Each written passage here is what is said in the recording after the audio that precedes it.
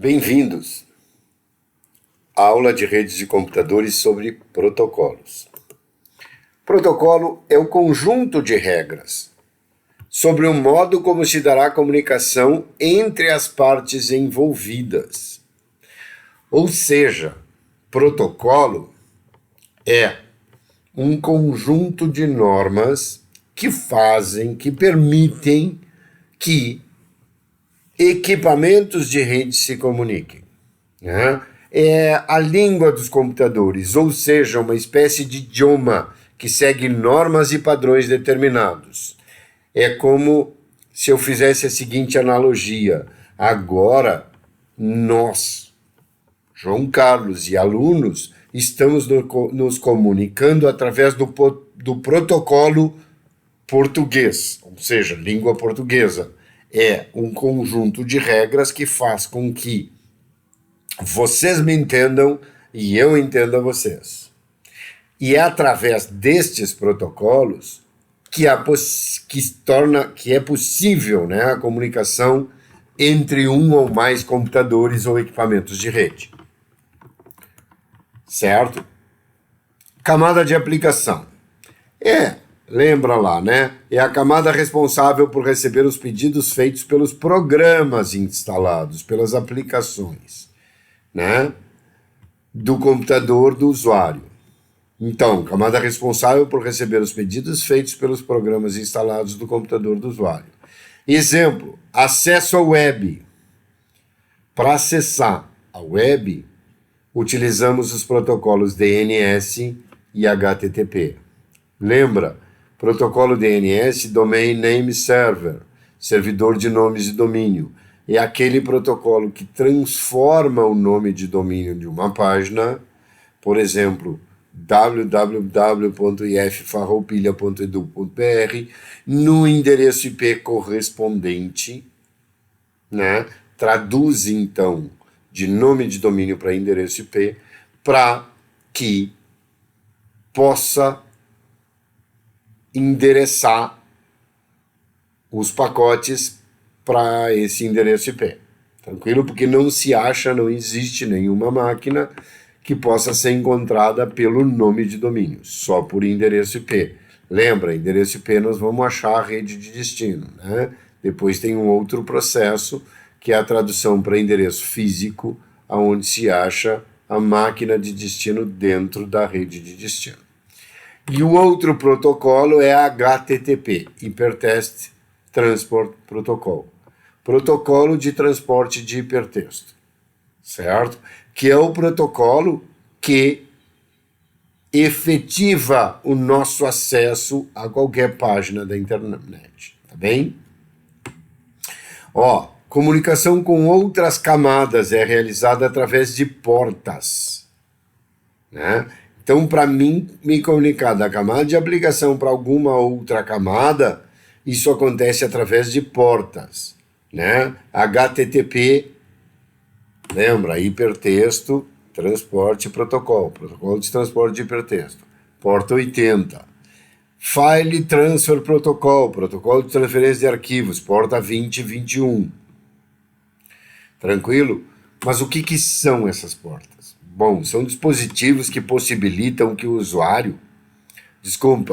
o protocolo da camada de transporte TCP ou UDP identifique o tipo de conteúdo do pacote em seu receptor. Por exemplo, ao receber um pacote destinado à porta 110, sabe-se que o destinatário é POP, Post Office Protocolo, versão 3, POP 3, né? Que é um protocolo de e-mail. Tranquilo?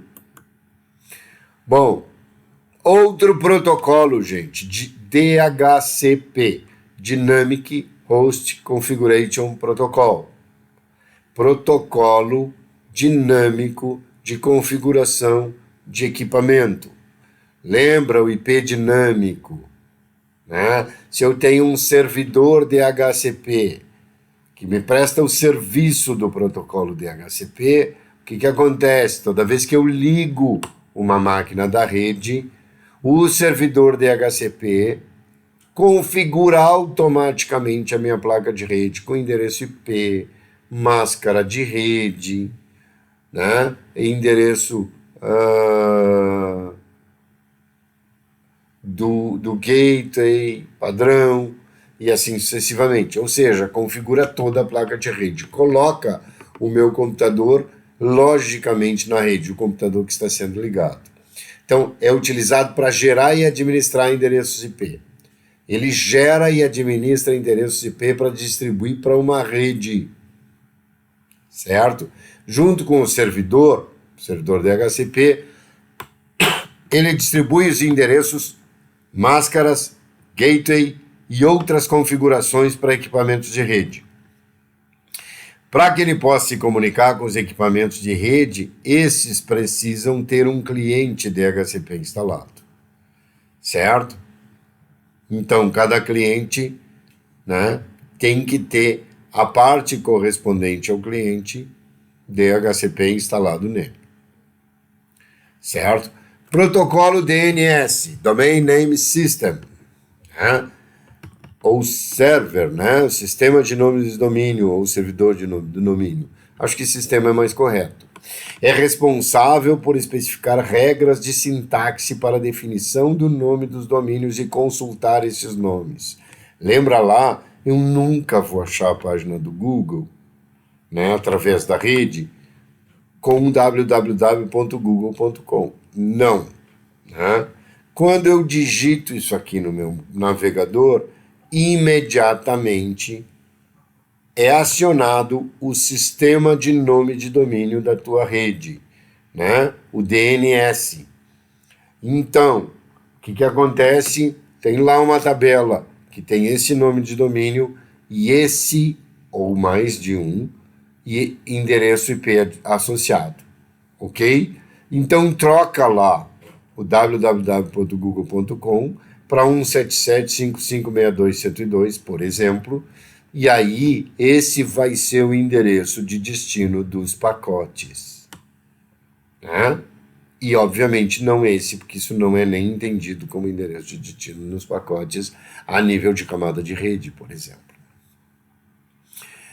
Então, basicamente é o sistema de mapeamento entre endereço IP e nomes de domínio. Os nomes e endereços ficam armazenados em tabelas de um banco de dados nos servidores DNS. O que então que é um servidor DNS? É de verdade um servidor que armazena nome de domínios, né? Nome de endereços de domínio e os IPs correspondentes a esses nomes, certo? Onde os endereços nominais são convertidos em endereço IP e endereço IP convertidos em endereços nominais. Tranquilo? Então, toda vez que eu digito alguma coisa, www.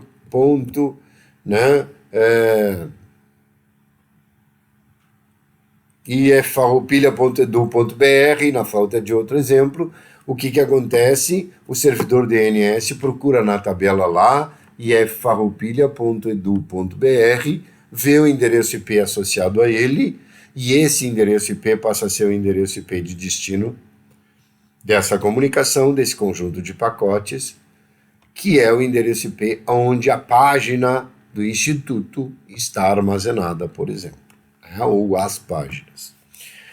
Os nomes, então, são compostos pelo nome do site, mais a extensão separadas por ponto. Por exemplo, né?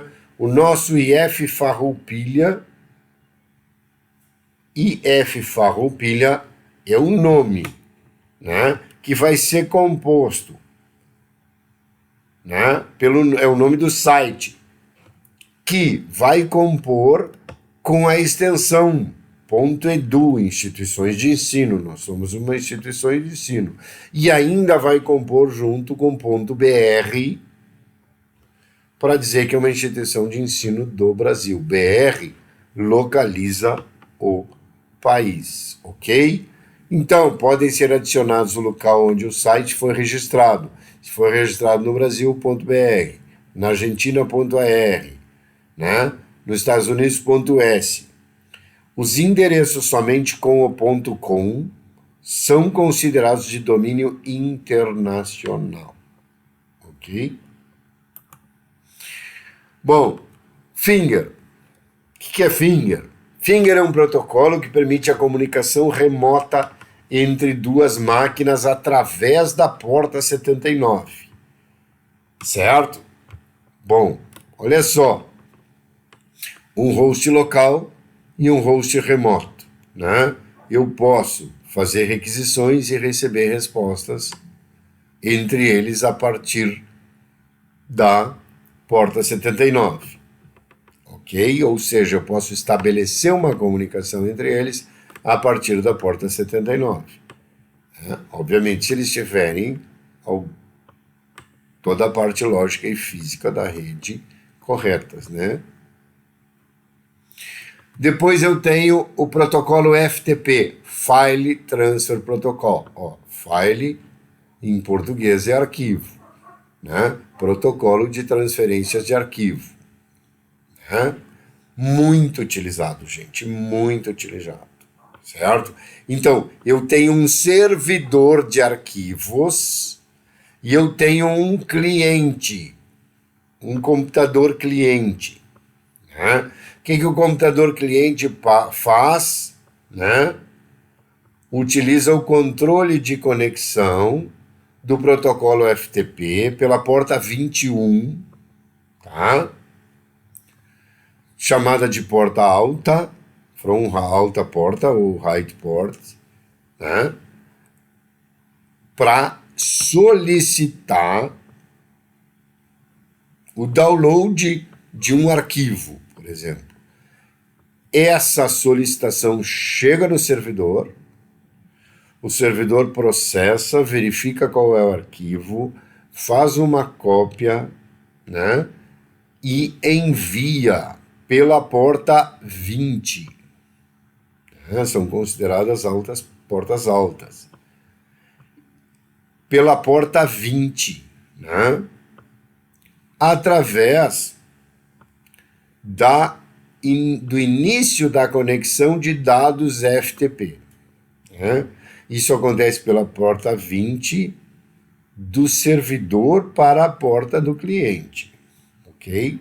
Então, vem lá toda a transmissão do arquivo e chega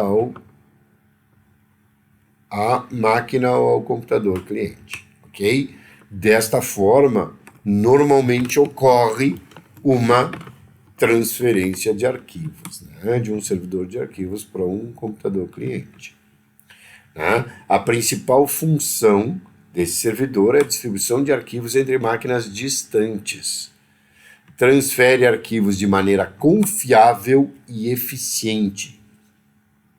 Ok? E a gente tem, já falamos nele, mas agora mais detalhadamente, o protocolo HTTP, Hypertext, Hipertexto Transfer Protocol, protocolo de transferência de hipertexto. Certo? Ó, isso aqui transfere páginas web. Lembra, né? No começo da web só existia a tecnologia de disponibilizar textos nas páginas. Então, por isso, hipertexto. Hoje deveria ser hipermídia, porque a gente, nas páginas, tem texto, tem animação, tem figura, tem vídeo, e tudo é transferido junto, né? Olha só. Então, gente, né, o nome permaneceu. Esse protocolo é responsável pela comunicação entre o navegador e o servidor web onde as páginas estão armazenadas. Certo? Eu coloquei entre o navegar aqui, melhor entre o navegador e o servidor web. Certo? Transfere arquivos HTML, que são páginas, arquivos de páginas da internet, de páginas web, entre o cliente e o servidor. Utiliza a porta 80, é a base de toda a funcionalidade da internet. Então, como funciona de verdade a web, gente? Bom, eu quero abrir a página do Instituto. O que eu faço?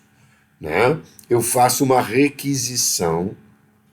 Quando eu digito lá www.iffarroupilha.edu.br e dou Enter ou clico no mouse, né? O que acontece, gente? Isso vira uma requisição. DNS. Certo? Aí, o servidor DNS vai lá e troca esse nome todo pelo endereço IP. Tranquilo?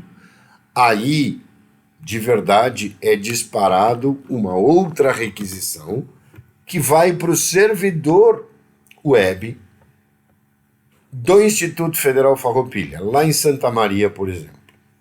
Certo? Onde as páginas estão armazenadas. Chega lá essa requisição e o que acontece? Né? O servidor web recebe essa requisição,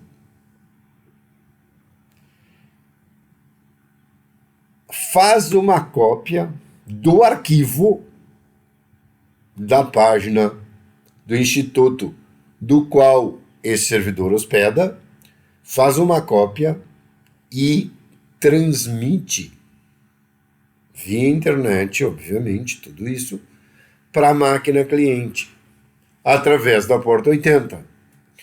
E aí, gente, quando essa cópia desse arquivo chega na máquina do cliente, a página é aberta. Mas, João, foi até Santa Maria uma requisição, voltou uma cópia do arquivo HTML e chegou na minha máquina, que é a máquina cliente, e foi remontado esse arquivo, todos os pacotes desse arquivo que veio de lá foi remontado na minha máquina, foi entregue ao processador, o processador processou e abriu na tela para mim. Tudo isso naquele espacinho ali de clicar e já abre a página? Sim, tudo isso. A primeira vez, sim. E hoje se nota muito pouca diferença.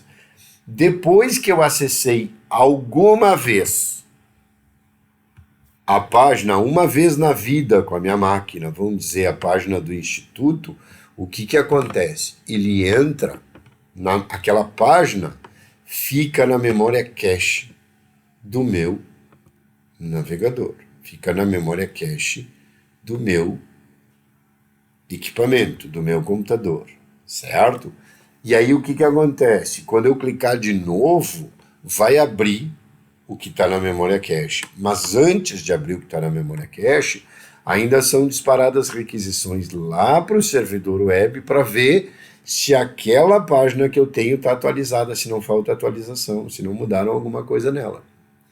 Certo? Se mudaram, abre a página que está no cache sem a parte que mudou e chega de fora a parte que foi atualizada e monta a página. Obviamente, numa velocidade que a gente não consegue ver, tampouco imaginar que as coisas funcionam desse jeito, certo? Muito bem. Né? E aí eu tenho o Hypertext Transfer Protocol, protocolo de transferência de hipertexto seguro, o HTTPS, ok? É o protocolo HTTP utilizando o protocolo SSL ou o TLS, que são protocolos que fazem a criptografia dos dados para segurança, usado onde os dados precisam de sigilo. Exemplos, contas bancárias, partes financeiras de empresas, de grandes empresas, e assim sucessivamente. O servidor e o navegador escolhem o protocolo de segurança, escolhendo sempre o mais seguro, ou o SSL ou o TLS, ok? Naquele momento. Após escolher a criptografia, o servidor envia um certificado digital para confirmar a autenticidade do navegador. Quero ver se tu é tu mesmo. E, para isso, é utilizada a porta 443 para se comunicar com a camada de transporte. Ok? Depois nós temos IMAP, meus queridos alunos. O que é IMAP? IMAP é Internet Message Access Protocol, protocolo de acesso a mensagens de internet, usado para gerenciamento de correio eletrônico também. Lembra do POP3 lá de e-mail? Permite ao usuário acesso às mensagens e pastas que ficam no servidor, não precisando transferi-las. Agora é automático, mas antes eu precisava configurar. Quando eu instalava, né, um programa de recebimento, de envio e de recebimento de e-mail, eu precisava configurar se eu ia fazer isso por POP3 ou por IMAP. Né? Esses dois protocolos permitem que eu acesse as mensagens que me foram enviadas e pastas anexadas também, né, que ficam lá no servidor, sem eu precisar trazê-las para a minha máquina, certo? De verdade, eu vou lá no servidor e abro lá essas mensagens e verifico na minha máquina, certo? Então, POP e IMAP são protocolos usados para acessar os e-mails que tu recebeste.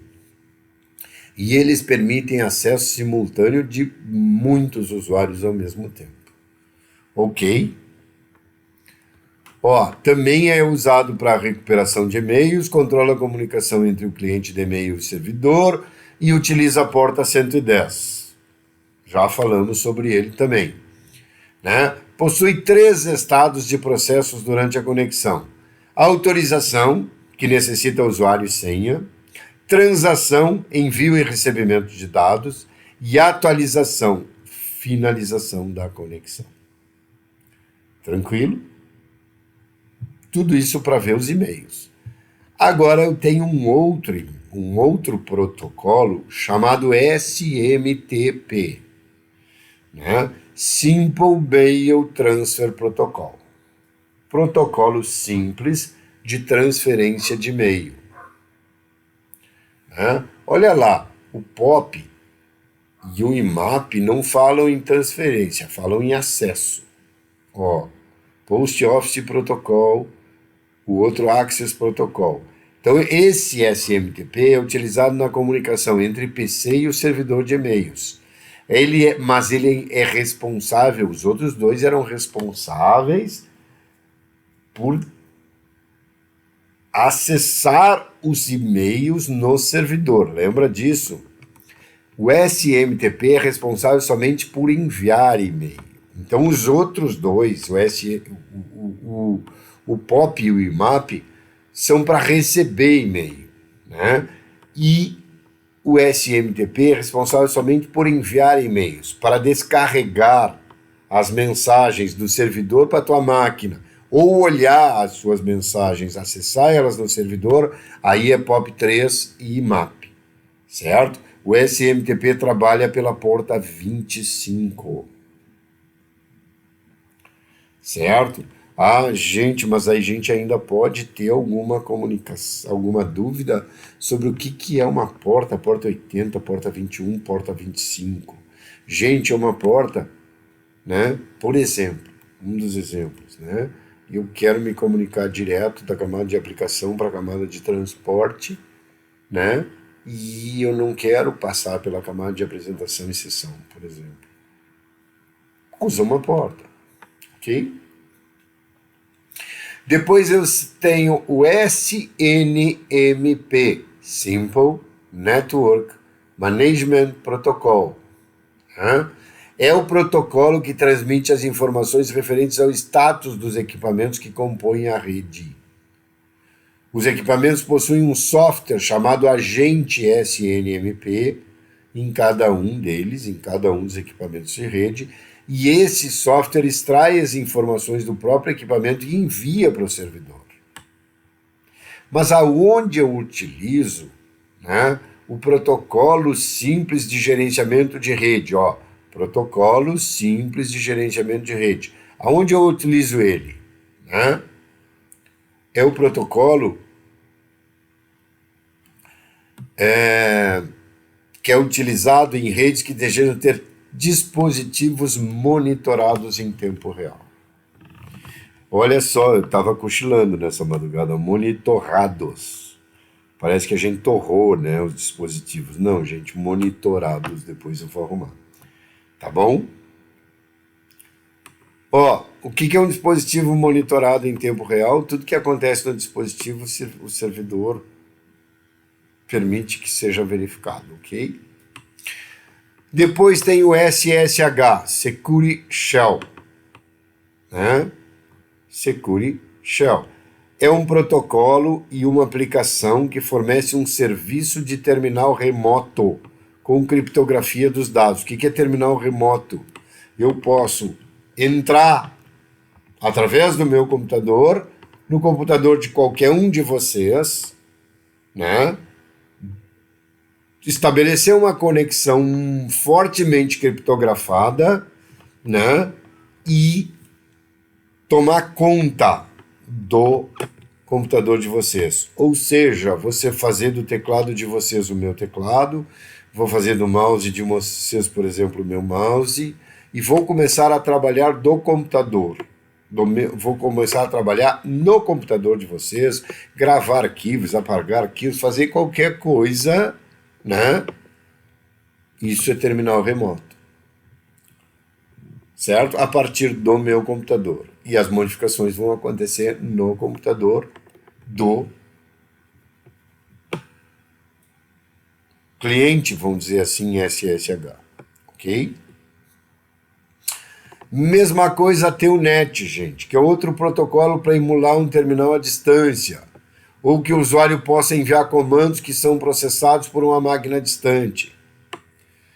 No caso do Telnet, é preciso estar em um ambiente, uma rede do tipo cliente-servidor, né? Ou um ambiente só de cliente-servidor. O que isso quer dizer, gente? Né? Que vai ter um servidor de Telnet e um usuário de Telnet. Né? Pede a identificação do usuário e senha. Não usa criptografia. É legal, já trabalhei com isso. A gente toma conta de outras máquinas também. Né? Depois eu tenho o Transmission Control Protocol. Né? Protocolo de controle de transmissão, o famoso TCP. Né? Está lá na camada de transporte. É responsável por confirmar o recebimento dos pacotes. Lembra, esse aqui é com garantia de entrega. Ele confirma. Se entregou, ele confirma. Confirmado é garantido que o pacote chegou e chegou sem danos. Né? Coloca os pacotes em ordem e descarta os duplicados quando chega no destino. Né? Legal? Chamado de segmento. Também. Né? Lembra, pacote é na camada de rede. Né? Na camada de transporte, o nome do pacote é segmento. Tá bom? Aí, UDP, User Datagram Protocol. Protocolo de utilização de datagramas. Né? Transmissão não orientada à conexão. Não tem que estabelecer, abrir uma conexão e só fechar quando terminar a comunicação. Não. Né? Quando não possui mecanismo de confirmação de recebimento, não é orientado à conexão. Isso é muito bom de saber. Ó, aquele protocolo tem mecanismo de confirmação de recebimento? Não, então ele não é orientado à conexão. Certo? Por quê? Tu envia o pacote, o segmento, né? E a conexão tem que seguir aberta para o pacote chegar no destino, o destino enviar uma confirmação de recebimento e tu receber ela. Né? Ou não, ou pedir reenvio. E aí tu vai saber, isso é entre máquinas, né? Aí a máquina transmissora vai saber que tem que retransmitir aquele pacote ou datagrama, ok? Ou segmento. Depois, camada de internet, similar à camada de rede no modelo OSI, protocolo IP, Internet Protocol. Pega os dados e os encapsula em datagramas e os encaminha para a camada de interface. certo? Lá onde está a placa de rede. Não é orientado à conexão. Principal função é endereçar e rotear os datagramas. Ou seja, botar endereço de origem e destino, né? E criar a rota para onde vai daqui. Qual é o próximo destino? E do próximo para o próximo e assim sucessivamente, né? Muito bem. Depois eu tenho o protocolo ARP, Address Resolution Protocol, protocolo de resolução de endereços. Ele identifica o endereço físico das placas de rede. Sua função é fazer a associação entre os endereços físicos e lógicos, criando uma tabela com as associações. Ou seja, o ARP cria uma tabela. Agora o endereço 168, 168, 162, 73, 15 está no endereço físico ou no endereço MAC AB 3C 4A 56788C, por exemplo, né? E aí ele vai criar uma tabela para resolver isso, né? Por quê, gente? Por que ele vai criar uma tabela para resolver isso? Porque lembra, quando eu chego na rede de destino, quando eu chego lá no gateway da rede de destino, o gateway da rede de destino, né, chegou lá com o endereço IP, né? Bom, aí o processamento dentro da rede de destino, para chegar na máquina de destino, no equipamento de destino, vai se dar, esse procedimento vai se dar através do endereço físico, o endereço MAC. Né? E aí o protocolo ARP pega o endereço de destino, transforma em endereço MAC e envia para dentro da rede até achar aquele equipamento, ok? Muito bem, gente. E RARP? Ó, RARP é o contrário de ARP, né? O que o ARP faz? Né? Faz uma associação entre os endereços físicos e lógicos, certo? O que o RARP faz? O inverso, uma associação, cria uma tabela de associação entre os endereços lógicos e os endereços físicos, ok? Tranquilo, pessoal? Espero que eu tenha sido claro, que não tenha ficado dúvidas, mas amanhã, que vai ser sexta-feira, 3 de setembro de 2021, a gente vai ter uma revisão sobre tudo que a gente viu até agora. E no sábado eu vou postar para vocês, ou se der tempo amanhã mesmo, né, uma atividade avaliativa, que nada mais vai ser do que um conjunto de perguntas, respostas, objetivas, de associar coluna, subjetiva, sei eu, não pensei nela ainda, mas uma avaliação comum, certo? E eu convido a todos vocês para participar amanhã dessa revisão, porque ela é muito importante para que vocês tenham sucesso na avaliação que eu vou lançar, né, a partir de sexta, que seria o final desse nosso primeiro módulo da disciplina de redes dessa nossa pandemia do Covid-19, ok? Um grande abraço a todos e muito obrigado pela atenção.